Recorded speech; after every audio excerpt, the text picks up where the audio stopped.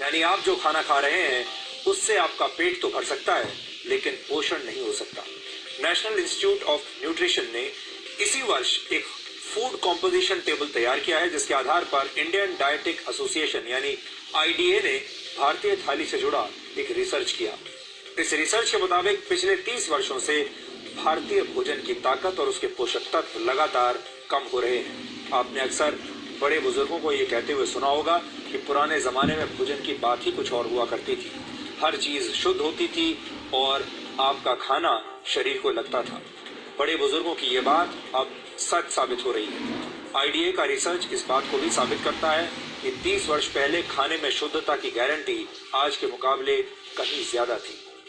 IDA के मुताबिक गेहूं में 9% कार्बोहाइड्रेट कम हो चुका है। इसके अलावा बाजरे में 8.5% कार्बोहाइड्रेट कम पाया गया है।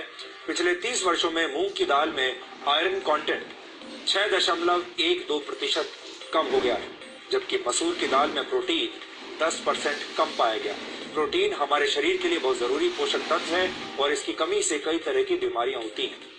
आटे और दाल के बाद सबसे ज्यादा इस्तेमाल होने वाली सब्जियों को भी चेक कर लीजिए। नए जमाने के आलू में विटामिन बी, मैग्नीशियम और जिंक की मात्रा पहले से कम पाई गई है। टमाटर में विटामिन बी, आयरन और जिंक की मात्रा में 66 से 73% तक की कमी देखी गई। फलों की बात करें तो सेब में आयरन कंटेंट पहले के मुकाबले 60% कम हो चुका है, यानी लो हीमोग्लोबिन और एनीमिया से पीड़ित लोगों को सिर्फ सेब के भरोसे अब नहीं रहना चाहिए।